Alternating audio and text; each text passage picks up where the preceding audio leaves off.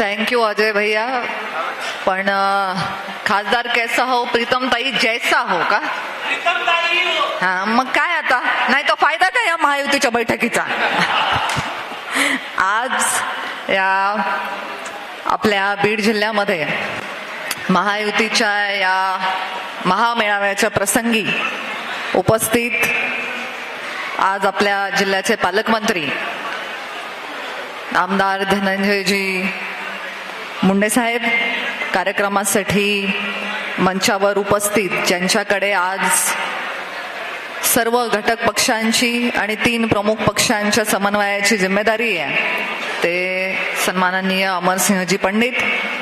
कार्यक्रमासाठी मंचावर उपस्थित सन्माननीय धोंडे साहेब, प्रकाश दादा, आजबे काका, आरटी जिजा, सन्माननीय संजयजी दौंड. कार्यक्रमासाठी आवर्जून उपस्थित अनिल दादा, कुंडलिक बापू आणि शिवसंग्रामचे प्रदेशाचे शिंदे साहेब. त्याचबरोबरीने ज्यांचं नाव घ्यायचं राहील मी विसरले असं तुम्हाला वाटलं असेल, पण असं झालेलं नाहीये. ते माझे एक बंधू सुरेशजी नवले आणि दुसरे म्हणजे भारतीय जनता पार्टीचे जिल्ह्याचे अध्यक्ष राजेंद्रजी म्हस्के.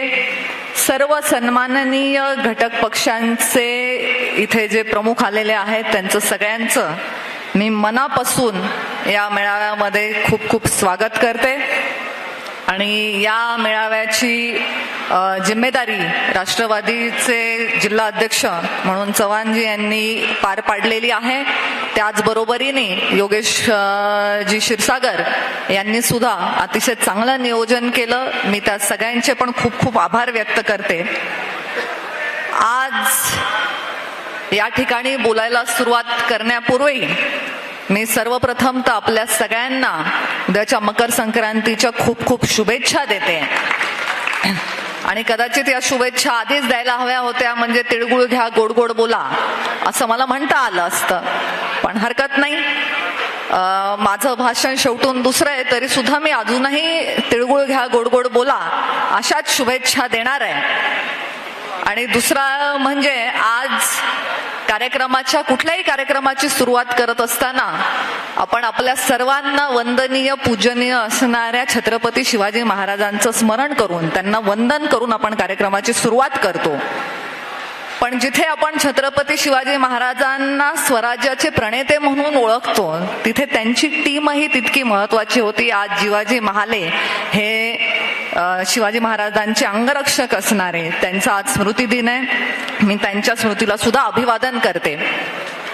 आणि आता इतक्या मोठ्या संख्येने सर्व कार्यकर्ते आणि पदाधिकारी सर्व पक्षांचे आज इथे उपस्थित झालेले आहेत. तर तुम्हालाच हा प्रश्न विचारते की आता लोकसभेची निवडणूक झाली पाहिजे का बिनविरोधच काढलं पाहिजे आपल्याला. एकूण परिस्थिती बघता आपल्याला आज महायुतीचे उमेदवार म्हणून ही निवडणूक अक्षरशः बिनविरोध होताना दिसते. महायुतीचे उमेदवार म्हणते कारण भारतीय जनता पार्टीचे संस्कार आहेत ना, स्वतःचं नाव उमेदवार म्हणून डिक्लेअर करायचं नाही. पण त्याचबरोबरीने सर्व मित्र पक्ष आहेत, आता त्यांनी तर माझंच नाव डिक्लेअर करून टाकलंय म्हणून मित्र पक्षांचा सन्मान करणं हे सुद्धा भारतीय जनता पार्टीचे संस्कार. त्या दोन्ही गोष्टींचा मला विचार करणं भाग आहे. तुम्ही म्हणत असाल मी उमेदवार तर मी उमेदवार म्हणलाच आहे आता ऑलरेडी, त्यामुळे बदल होऊ शकत नाही त्याच्यामध्ये. आणि ते सगळं ऑन एअर गेलेलं आहे. या बीड जिल्ह्यामध्ये जो प्रमुख उद्योग आहे एक राजकारण, त्याच्या खालोखाल जो दुसरा प्रमुख उद्योग आहे तो म्हणजे पत्रकारिता. तर त्या सर्व पत्रकारांनी आता हे नोंद घेतलेली आहे ह्याची, त्यामुळे एकूण ते शिक्कामोर्तब झालेलं आहे असं म्हणायला हरकत नाहीये. आज इथे बोलत असताना माझ्या मनामध्ये आणखीन एक प्रश्न पडलाय, त्याचंही उत्तर तुम्हीच द्या. खरं बोलायचंय का बरं बोलायचंय, का थोडं खरं आणि थोडं बरं असं बोलायचंय. खरं बोलायचंय का हा प्रश्न पडतच नाही, कारण खऱ्याशिवाय काही बोलताच येत नाही. पण तरीही कधी कधी नाही बोललेलं बरं असतं आणि कधी कधी बोलून मोकळं झालेलं बरं असतं. तर आता बरं बोलायचंय तर आनंदाची गोष्ट आहे की सर्वानुमते इथे सर्व ताकदीने भारतीय जनता पार्टीचा उमेदवार हा लोकसभेचा चेहरा असेल ह्याच्यावरती शिक्कामोर्तब झालेलं आहे, हे बरं चित्र आहे. सर्वांनी आपण भरभरून ह्याला समर्थन देऊ आणि या लोकसभेच्या निवडणुकीमध्ये आपलं योगदान देऊन पुन्हा एकदा बीड जिल्ह्याचं प्रतिनिधित्व लोकसभेमध्ये करण्यासाठी भारतीय जनता पार्टीचा उमेदवार पाठवू असं म्हटलेलं आहे. छान आहे, बरं चित्र आहे. आता खरं चित्र सांगते. तर खरं चित्र ह्याच्यासाठी सांगते की मी ऐकते सगळ्यांची भाषणं आणि धोंडे साहेबांनी जेव्हा म्हटलं की माझा पहिल्याचा 2014चा विक्रम पण आपण मोडीत काढू, नवा विक्रम स्थापन करू, आनंद झाला, टाळ्या पडल्या, पण टाळ्या इकडेच पडल्या या गटामध्ये. मग आणखी कोणी काय म्हणतंय तर मी ऐकते तर जेव्हा हॅट्रिक होईल, पुन्हा मी निवडून येईल, पुन्हा मी संसदेत जाईल, असे विषय जेव्हा येत आहेत आणि त्यांना टाळ्या मिळत आहेत, त्या टाळ्या ह्या ठराविक गटातून येत आहेत. आता खरं बोलण्याचा विषय असा आहे की आपण जेव्हा अनेक पक्ष एकत्र येऊन एका निवडणुकीमध्ये एकत्र काम करणार असतो त्यावेळी फक्त मंचावर बसलेल्या लोकांनी ठरवून जमत नाही. जोपर्यंत तुम्ही सगळे ते मनावर घेणार नाही तोपर्यंत त्याच्यामध्ये सुसूत्रता येणार नाही. मग तुम्ही म्हणाल ताई ह्याच्यात खरं काय बोललात, तर खरं हे बोलले.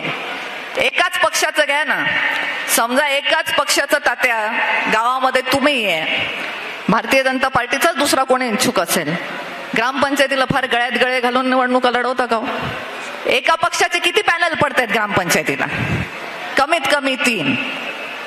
मग आता तर इथे पक्षच आपण वेगवेगळे आहोत. जर ग्रामपंचायतीला आपण आपल्या पक्षाशी समन्वय साधण्यामध्ये कमी पडत असू तर लोकसभेसारख्या निवडणुकीला जिल्हाभरामध्ये विविध पक्षांशी समन्वय साधणं हे थोडंसं कठीण काम आहे. त्याच्यामध्ये अतिशय मन लावून, लक्ष घालून आणि कोणाचाही अवमान होणार नाही अशा प्रकारचीच वागणूक येणं अपेक्षित आहे.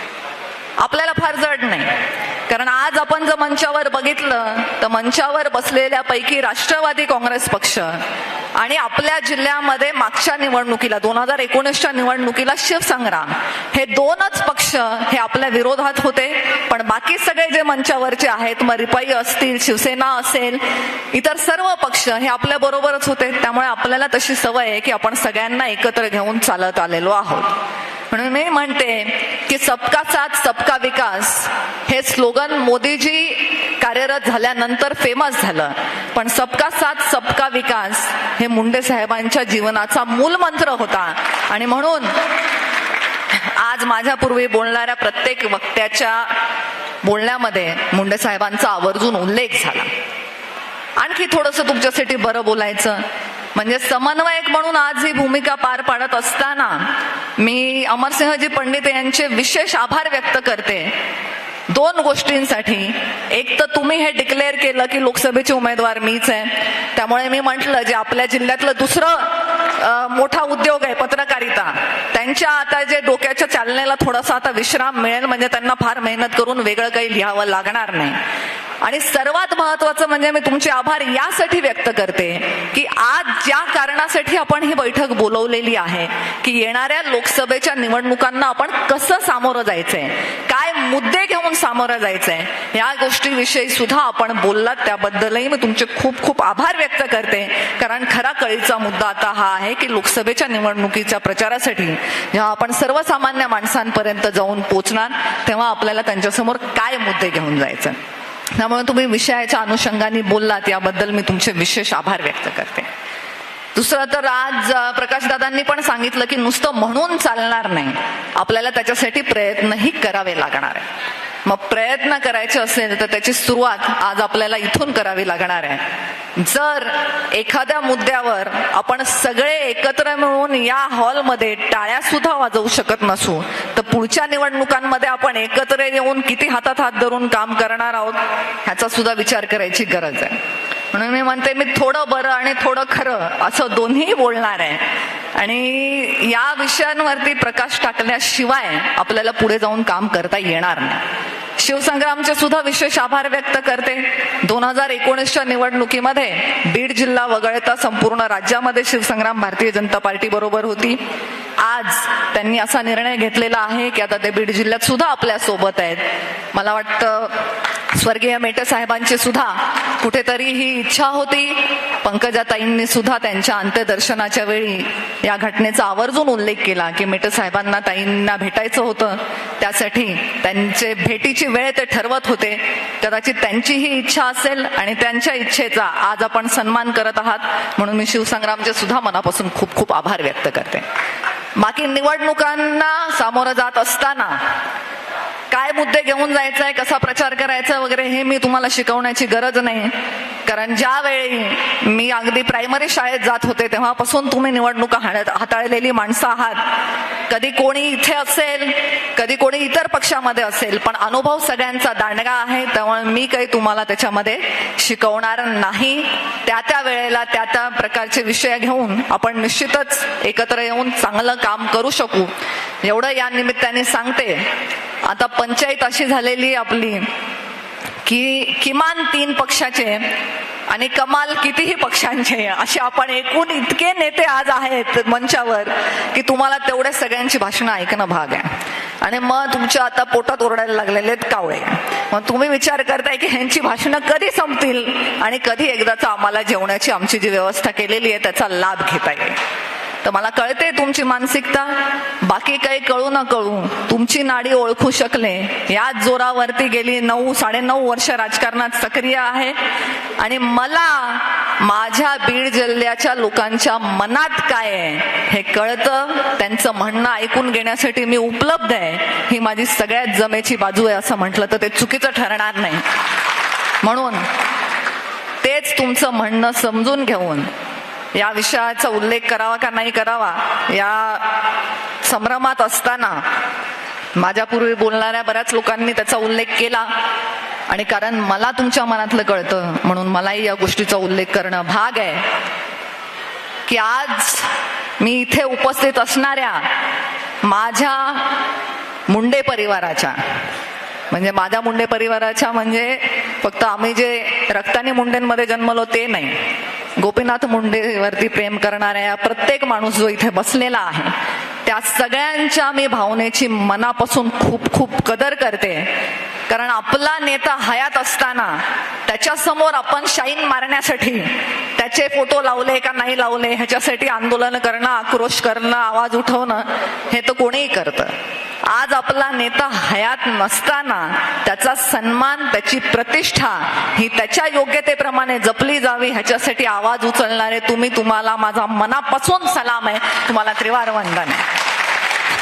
तुम्ही सगळे होतात, तुम्ही आम्हाला सांभाळून घेतलं म्हणून आजपर्यंतचा प्रवास झालेला आहे. इथून पुढचा प्रवासही आपल्याला सगळ्यांना एकत्र करायचा आहे.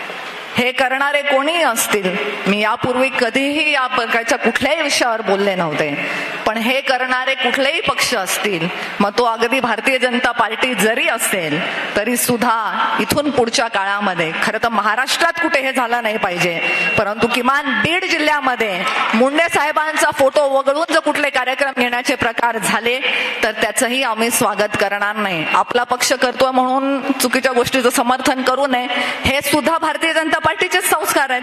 त्यामुळे मी ह्याची विनंती करते, आज ही भूमिका स्पष्ट करणं मला वाटतं ही काळाची गरज होती. तुमच्या कोणाच्याही मनात ही खंत राहू नये म्हणून ह्याचा उल्लेख मला इथे आवर्जून करावासा वाटला. ज्या मुंडे साहेबांच्या नावाशिवाय बीड जिल्ह्यातलंच नाही तर महाराष्ट्राच्या राजकारणातली कुठलीही मोठी राजकीय घडामोड आज साहेब जाऊन 10 वर्ष झाले तरी सुद्धा पार पडत नाही. त्या मुंडे साहेबांचा प्रोटोकॉल मध्ये नाहीये फोटो, हे कारण खरंच मनाला पटणार नाही. हा काही प्रशासकीय कार्यक्रम नव्हता की ज्याच्यावरती ठराविकच लोकांचे फोटो आले पाहिजेत. मला नाही वाटत आज जर आपण असं सांगितलं की नाही नाही आमच्या जिल्ह्यात तुम्ही मुंडे साहेबांचा आणि पंकजाताईंचा फोटो टाकल्याशिवाय कुठलाही कार्यक्रम होणार नाही असं म्हणालो तर त्याच्यावर ऑब्जेक्शन घेण्याची कोणी काही त्याच्यावरती घेईल दखल असं मला वाटत नाही. त्यामुळे अशी कारणं, अशा सूचना कोणाकडूनही आल्या असतील तर त्या चुकीच्याच आहेत आणि इथून पुढच्या काळामध्ये अशा प्रकारचे गोष्टी घडू नयेत ह्याची खबरदारी सर्वांनी घेणं गरजेचं आहे. कारण हा विषय मंचावर बसलेल्या किंवा इथे काही खुर्च्या ऑक्युपाय केलेल्या लोकांपुरता मर्यादित नाहीये, तर हा सर्वसामान्य जनतेच्या मनातला विषय आहे आणि तो बोलणं मला वाटलं की माझी इथे गरज होती. बाकी येणाऱ्या काळात आपण सर्व एकत्र येऊन चांगलं काम करून बीड जिल्ह्याच्या विकासासाठी ज्या ज्या गोष्टींची आवश्यकता असेल त्या गोष्टींमध्ये कुठेच कमी पडणार नाही एवढंच तुम्हाला या निमित्ताने वचन देते. आणि तुम्हाला भूक लागली आहे का नाही लागली मला माहिती नाही. मी सकाळी 5 किलोमीटरची मॅरेथॉन पळून आले आहे.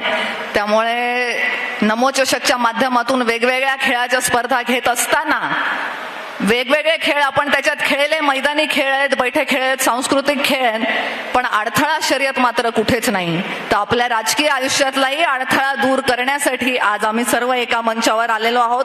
बीड जिल्ह्याच्या लोकसभेच्या दृष्टीने ही अडथळा शर्यत आपण पार करून चांगल्या मतांनी आपल्या बीड जिल्ह्याचं प्रतिनिधित्व लोकसभेमध्ये जरूर पाठवू एवढं या निमित्ताने सांगते. पुनश्च एकदा उपस्थित सर्वांचे मनापासून खूप खूप मी स्वागत करते आणि आता जास्त वेळ न लांबवता आपल्या वाणीला विराम देते. धन्यवाद. जय हिंद, जय महाराष्ट्र. एबीपी माझा, उघडा डोळे बघा नीट.